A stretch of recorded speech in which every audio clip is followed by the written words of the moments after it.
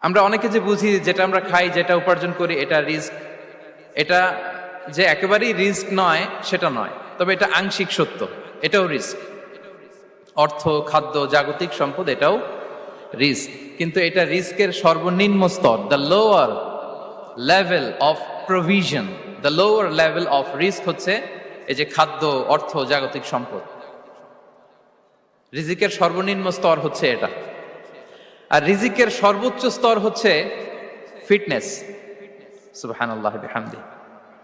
আমরা অনেকে এটাকে নেগলেক্ট করি, গুরুত্ব দেই না, কিন্তু এটাই রিজিকের সর্বোচ্চ স্তর, ফিটনেস। আপনি ফিট থাকা, অর্থাৎ ফিজিক্যাল অ্যান্ড মেন্টাল ফিটনেস, শারীরিক এবং মানসিক সুস্থতা, এটা রিজিকের সবচাইতে উচ্চতম স্তর, the higher stage of risk, provision, sustenance, fitness, সুস্বাস্থ্য, শারীরিক এবং মানসিক সুস্থতা।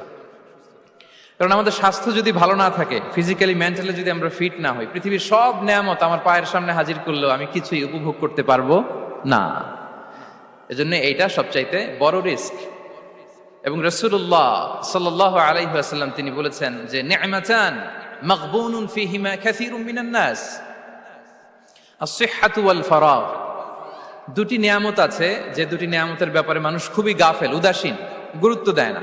তার মধ্যে একটা হচ্ছে আস-সিহহা, সুস্বাস্থ্য, আর একটা হচ্ছে আল ফারাগ, অবসর। আমরা যখন খুব ব্যস্ত হয়ে পড়ি, নাভিশ্বাস, সময় নাই, খুবই রাশিং, তখন বুঝি যে অবসরের কত দাম। আবার আমরা যখন ফিজিক্যালি উইক হয়ে পড়ি, অসুস্থ হয়ে যাই, তখন বুঝি সুস্বাস্থ্যের কত দাম।